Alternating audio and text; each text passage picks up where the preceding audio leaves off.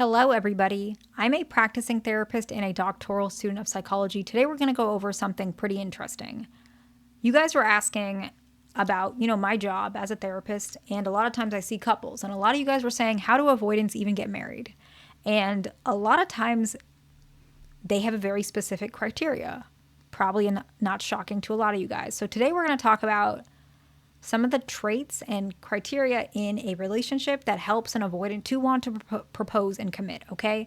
The very first one is consistency. Now, avoidants do prefer relationships that are stable and predictable. They don't like that off and on dynamic. And I know a lot of you guys are going to say, okay, avoidants are the one who are inconsistent. You're actually right about that. I'm not even going to deny that. But typically what we see is once they start really investing in a partner and the inconsistency stops, they want, I don't even know how to explain this because it feels kind of bad to say, they want their partner to remain consistent and almost tolerant of their issues.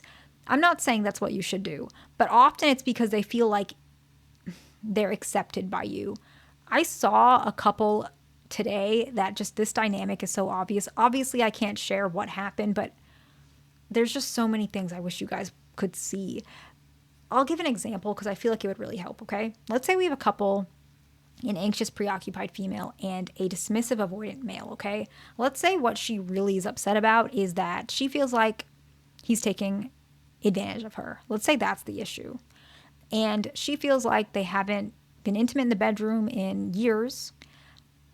He's in and out of jobs, and she's basically the only one who has a stable job, okay? So very reasonable, very frustrating. He still is trying, so it's not like he's not trying. And he's very ashamed, okay? So why am I giving this example? He's actually in a really, like a situation where he would probably say in session, which a lot of them do, it's very embarrassing, right? And usually avoidants, when they feel this way, they actually break the relationship off because they're so embarrassed. They don't want to be seen. So this guy, in our example, he's not breaking it off. He's staying with her, but now what's happening is she's kind of shaming him. And what ends up happening is a lot of times she might be very inconsistent about how she feels about the relationship. One day she might be happy about it. Another day she might be picking fights because she's really upset about whatever the dynamics are that are happening in their relationship. But when she's doing that, he actually feels really unappreciated.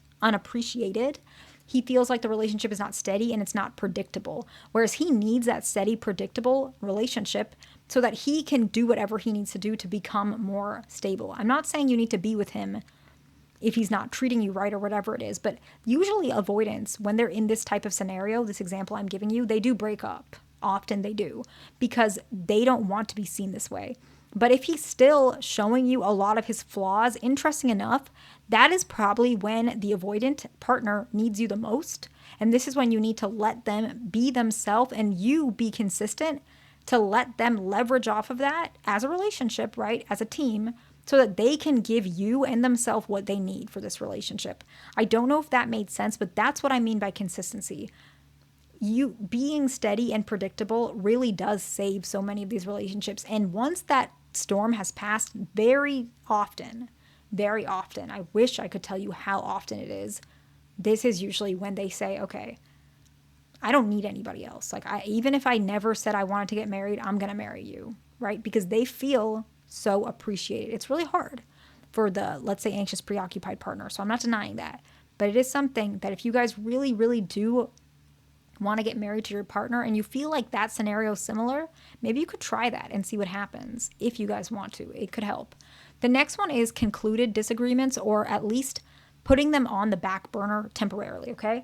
It is essential typically in relationships for disagreements to not be a repetitive cycle. Space between discussions can allow the issues to actually build trust. Let's say we just talked about this example.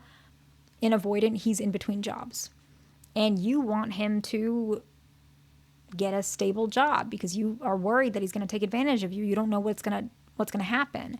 You're afraid that you're going to always be the one paying bills, even though he's paying his bills. You're just afraid that it's going to turn out to where maybe one day he won't have a job. A lot of negative thoughts in your head, okay? Instead of reintroducing this issue over and over and over again, let it rest. He knows what's bothering you. You know what's bothering you. Now let that time process and see. Give it 6 months. Give it a year, depending on the issue, right? Depending on the issue completely. and see your partner change, but let them know what you feel and where you stand. That doesn't mean don't say anything. Say something, even a couple times. But once you feel like you're kind of hitting a wall, give it a break and come back. This is very essential for these relationships. The next one is feeling accepted. Avoidants need to feel accepted the way they are. Doesn't mean that you're not going to ask them to change. They're going to ask you to change too. But you want to make sure their efforts of change is fostering a secure connection, meaning that you appreciate them for who they are and who they're going to be. You like both. When you ask for something, it's because you see them for who they are and who they can be. You see that side of them, maybe they just don't. And so you're appreciating them. I appreciate how hard that you're working to find this job, for example. And I'm very grateful. I know you're very hardworking and I know you're trying your best. You accepted them. That doesn't mean you're saying, hey, don't get a job, but you are accepting them, okay? The next one is acknowledging efforts. Very similar, right? You make them feel accepted and acknowledging efforts. They usually work hand in hand, right? I acknowledge that you're searching for that job. I appreciate it. I appreciate that you make me coffee every morning. I appreciate that you made me a cake on my birthday cake, right? Whatever it is, you kind of reinforce the sense that they add value to the relationship. The next one is that you take accountability, okay? When you take accountability for your mistakes, it actually eases their fear of imbalance. A lot of avoidants actually believe that they're going to be the one that is stuck taking all the accountability because they know they're not, they know that they're not doing the best to you. They want to, but they don't know how all the time. But when you take accountability, it actually eases their fears and makes them less likely to run away from the relationship. Also makes them more likely to take accountability and commit to you, right? The next one is we want to take a break verbally expressing this, okay, from very high pressure topics, okay? We talked about concluding disagreements, kind of mentioning, like repeating it and then seeing what they can do, but this one's a little bit different. Let's say the high pressure topic is you guys have not had intimacy in the bedroom. That is a very high pressure topic to avoidance because they don't like that they're doing that. I'm telling you they don't, okay? Mention that you're not sure if it's ever going to happen and you want to take a break from thinking about it, and maybe even you guys want to take a break from doing that. Often this allows them to feel like, okay, I don't need to worry about me trying to be in the mood to be intimate with my partner because we're taking a break from this topic. So you guys you agree, okay, we're not going to have intimacy, let's say, for example, okay? Once you do that, the avoidant partner actually feels like they're able to process whatever's bothering them, okay? So you guys equally agree, we're going to take a break from this. This actually reassures that the relationship is stable regardless of their flaws. I know it sounds strange, but that's exactly what you just reinforced, which is a good thing. It reassures the partner that you love them for who they are. It does a lot of the things that they're looking for in a relationship. You say, basically, I accept you even if you're flawed. You're not saying that directly, but that's what it is. A lot of times avoidants have this wound of defectiveness, okay? They actually even say the word defective. They feel defective. They're not. They're perfectly fine individuals. We all have issues. We all have defects, right?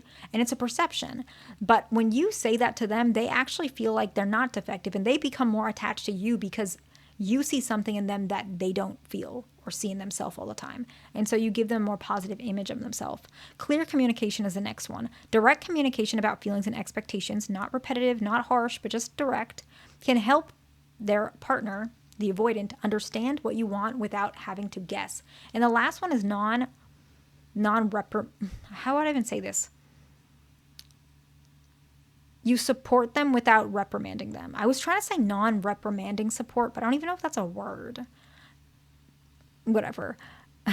It would be that when the avoidant opens up about something, that you can still have your opinion, but you don't reprimand them. Maybe they open up and say, in my past relationship,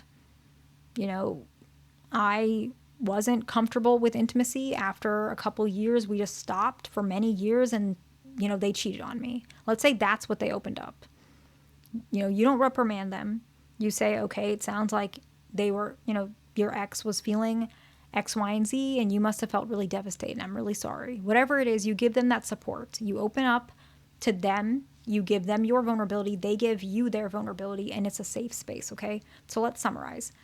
The ways that can help an avoidant to commit is consistency, concluded disagreements, so allowing the trust to build, feeling accepted, acknowledging efforts, accountability, taking breaks from pressuring topics or anything in general, right? We gave the example of bedroom intimacy. If that's an issue, you take a break from it. Just it's off the table for a little bit, okay? Clear communication and non-reprimanding support. I hope this video is helpful to somebody. Please like, subscribe. I'll see you in the next one.